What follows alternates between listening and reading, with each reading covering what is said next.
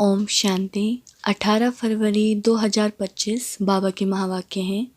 बाबा कहते, मीठे बच्चे, तुम्हारी फर्ज अदाई है घर घर में बाप का पैगाम देना।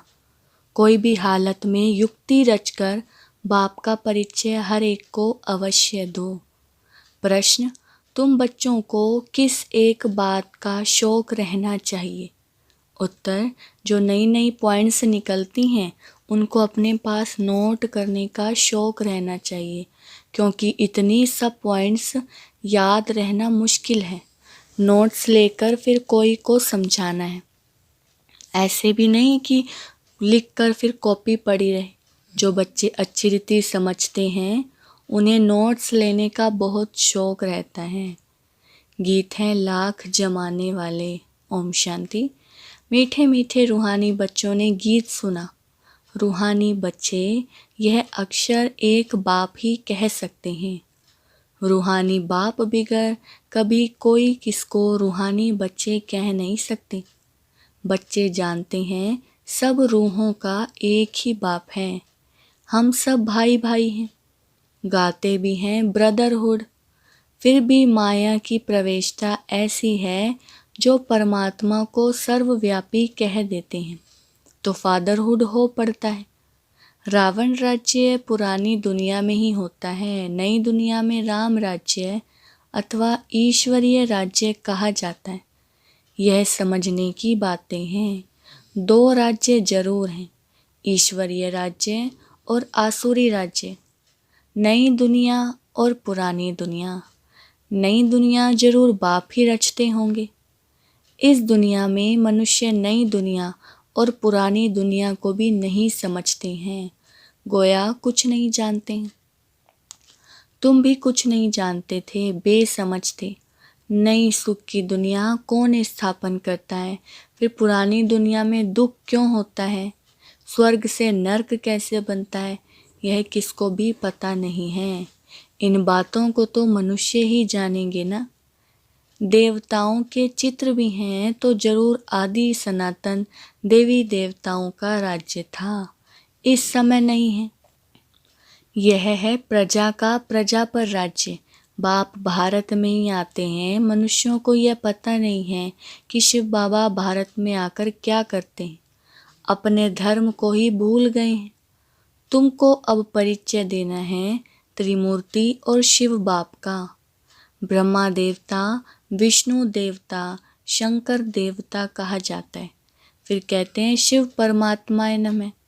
तो तुम बच्चों को त्रिमूर्ति शिव का ही परिचय देना है। ऐसी ऐसी सर्विस करनी है, कोई भी हालत में बाप का परिचय सबको मिले तो बाप से वर्षा ले लेवे।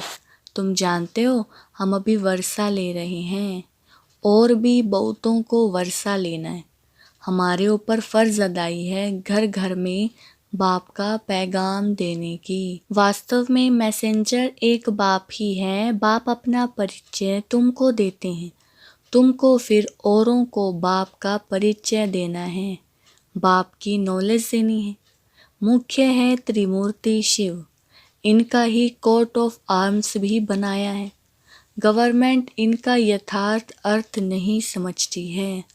उसमें चक्र भी दिया है चरखे मिसल, और उसमें फिर लिखा है सत्यमेव जयते। इनका अर्थ तो निकलता नहीं। यह तो संस्कृत अक्षर है, अब बाप तो है ही ट्रुथ। वह जो समझाते हैं उससे तुम्हारी विजय होती है सारे विश्व पर। बाप कहते हैं मैं सच कहता हूँ, तुम इस पढ़ाई से सच सच नारायण बन सकते हो। वो लोग क्या क्या अर्थ निकालते हैं वह भी उनसे पूछना चाहिए। बाबा तो अनेक प्रकार से समझाते हैं। जहाँ जहाँ मेला लगता है वहाँ नदियों पर भी जाकर समझाओ। पतित पावन गंगा तो हो नहीं सकती, नदियाँ सागर से निकली हैं, वह है पानी का सागर, उनसे पानी की नदियाँ निकलती हैं। ज्ञान सागर से ज्ञान की नदियाँ निकलेंगी। तुम माताओं में अब ज्ञान है, गौमुख पर जाते हैं उनके मुख से पानी निकलता है, समझते हैं ये गंगा का जल है। इतने पढ़े लिखे मनुष्य समझते नहीं कि यहाँ गंगा जल कहाँ से निकलेगा। शास्त्रों में है कि बाण मारा और गंगा निकल आई। अब यह तो हैं ज्ञान की बातें, ऐसे नहीं कि अर्जुन ने बाण मारा और गंगा निकल आई। कितना दूर दूर तीर्थों पर जाते हैं, कहते हैं शंकर की जटाओं से गंगा निकली, जिसमें स्नान करने से मनुष्य से परी बन जाते हैं, मनुष्य से देवता बन जाते। यह भी परी मिसल है ना। अब तुम बच्चों को बाप का ही परिचय देना है, इसलिए बाबा ने ये चित्र बनवाए हैं। त्रिमूर्ति शिव के चित्र में सारी नॉलेज है। सिर्फ उन्हों के त्रिमूर्ति के चित्र में नॉलेज देने वाले शिव का चित्र नहीं है, नॉलेज लेने वाले का चित्र है। अभी तुम त्रिमूर्ति शिव के चित्र पर समझाते हो। ऊपर है नॉलेज देने वाला, ब्रह्मा को उनसे नॉलेज मिलती है जो फिर फैलाते हैं। इसको कहा जाता है ईश्वर के धर्म के स्थापना की मशीनरी। यह देवी देवता धर्म बहुत सुख देने वाला है। तुम बच्चों को अपने सत्य धर्म की पहचान मिली है। तुम जानते हो हमको भगवान पढ़ाते हैं।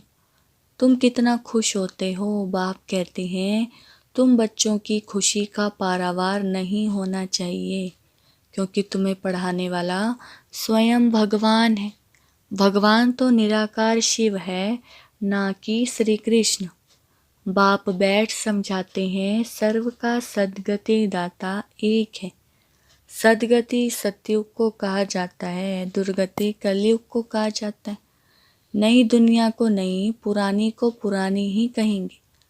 मनुष्य समझते हैं अभी दुनिया को पुराना होने में 40,000 वर्ष चाहिए। कितना मूंझ पड़े हैं। सिवाय बाप के इन बातों को कोई समझा ना सके।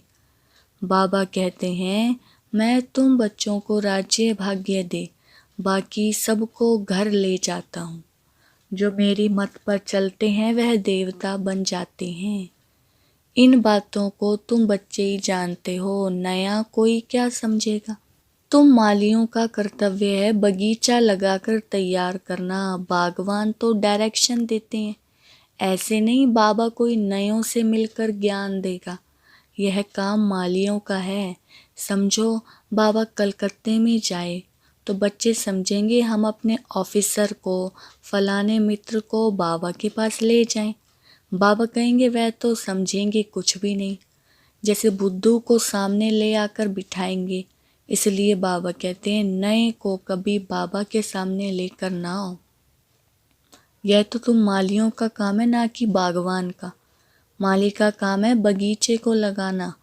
बाप तो डायरेक्शन देते हैं, ऐसे ऐसे करो। इसलिए बाबा कभी नए से मिलता नहीं है, परंतु कहाँ मेहमान होकर घर में आते हैं तो कहते हैं दर्शन करें। आप हमको क्यों नहीं मिलने देते हो। शंकराचार्य आदि पास कितने जाते हैं। आजकल शंकराचार्य का बड़ा मर्तबा है। पढ़े लिखे हैं फिर भी जन्म तो विकार से ही लेते हैं ना।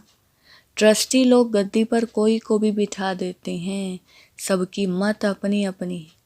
बाप खुद आकर बच्चों को अपना परिचय देते हैं कि मैं कल्प कल्प इस पुराने तन में आता हूँ। यह भी अपने जन्मों को नहीं जानते हैं। शास्त्रों में तो कल्प की आयु ही लाखों वर्ष लगा दी। मनुष्य तो इतने जन्म ले नहीं सकते हैं, फिर जानवर आदि की भी योनियां मिलाकर 84 लाख बना दी हैं। मनुष्य तो जो सुनते हैं सब सत सत करते रहते हैं। शास्त्रों में तो सब है भक्ति मार्ग की बातें। कलकत्ते में देवियों की बहुत शोभावान सुंदर मूर्तियां बनाते हैं, सजाते हैं, फिर उनको डुबो देते हैं। यह भी गुड़ियों की पूजा करने वाले बेबीज ही ठहरे, बिल्कुल इनोसेंट। तुम जानते हो यह है नर्क। स्वर्ग में तो अथाह सुख थे। अभी भी कोई मरता है तो कहते हैं फलाना स्वर्ग पधारा, तो जरूर कोई समय स्वर्ग था, अब नहीं है। नर्क के बाद फिर जरूर स्वर्ग आएगा। इन बातों को भी तुम जानते हो। मनुष्य तो रिंचक भी नहीं जानते, तो नया कोई बाबा के सामने बैठ क्या करेंगे। इसलिए माली चाहिए जो पूरी परवरिश करे। यहाँ तो माली भी ढेर के ढेर चाहिए। मेडिकल कॉलेज में कोई नया जाकर बैठे तो समझेगा कुछ भी नहीं, यह नॉलेज भी नहीं है। बाप कहते हैं मैं आया हूँ सबको पावन बनाने। मुझे याद करो तो पावन बन जाएंगे। इस समय सब तमो प्रधान है। आत्माएं तब तो कह देते आत्मा सो परमात्मा, सब में परमात्मा है।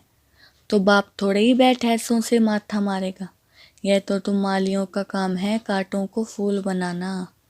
तुम जानते हो भक्ति है रात, ज्ञान है दिन। गाया भी जाता है ब्रह्मा का दिन, ब्रह्मा की रात। प्रजापिता ब्रह्मा के तो जरूर बच्चे भी होंगे ना। कोई को इतना भी अक्ल नहीं जो पूछे इतने ब्रह्मा कुमार कुमारियां, इनका ब्रह्मा कौन है। अरे प्रजापिता ब्रह्मा तो मशहूर है, उन द्वारा ही ब्राह्मण धर्म स्थापन होता है।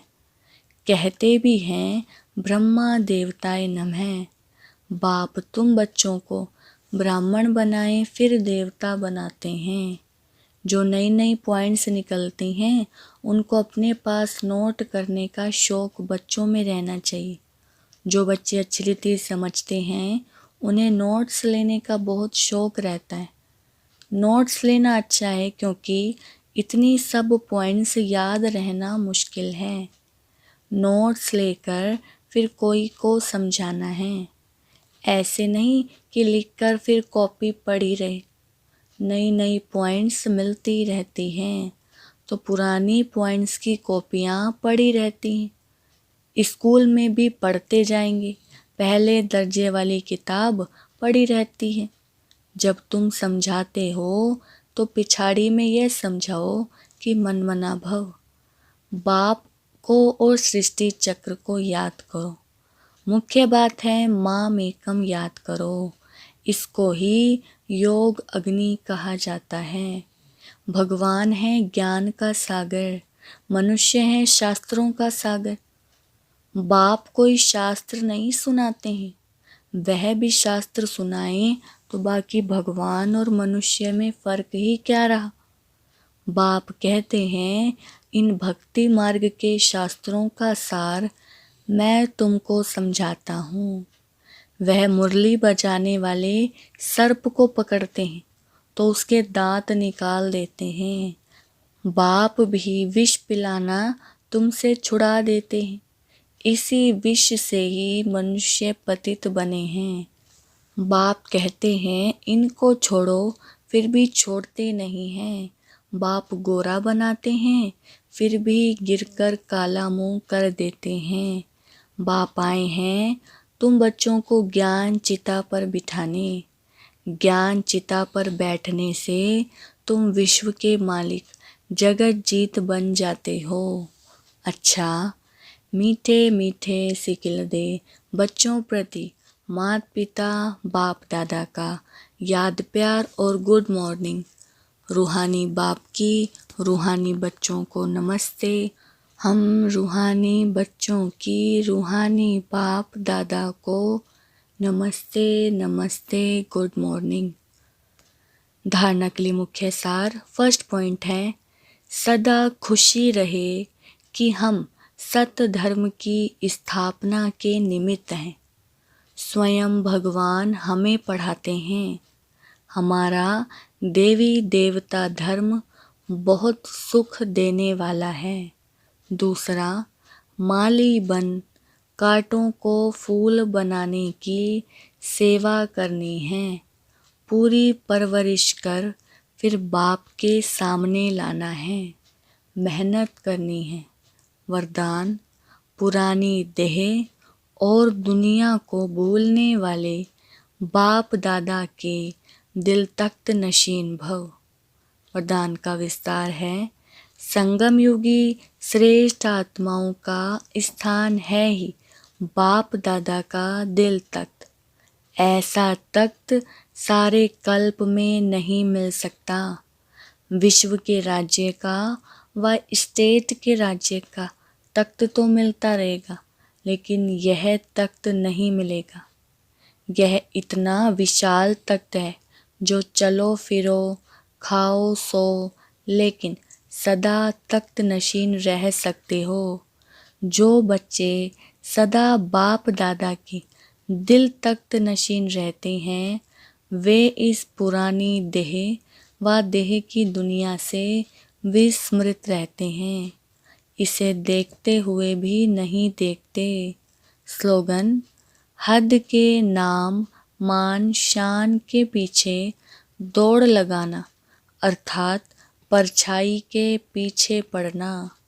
अव्यक्त इशारे: एकांत प्रिय बनो, एकता और एकाग्रता को अपनाओ। जैसे कोई भी नई इन्वेंशन अंडरग्राउंड जाने से कर सकते हैं, वैसे आप भी जितना अंडरग्राउंड अर्थात अंतर्मुखी रहेंगे, उतना नई नई इन्वेंशन व योजनाएं निकाल सकेंगे। अंडरग्राउंड रहने से एक तो वायुमंडल से बचाव हो जाएगा, दूसरा एकांत प्राप्त होने के कारण मनन शक्ति भी बढ़ेगी, तीसरा कोई भी माया के विघ्नों से सेफ्टी का साधन बन जाता है। अच्छा, ओम शांति।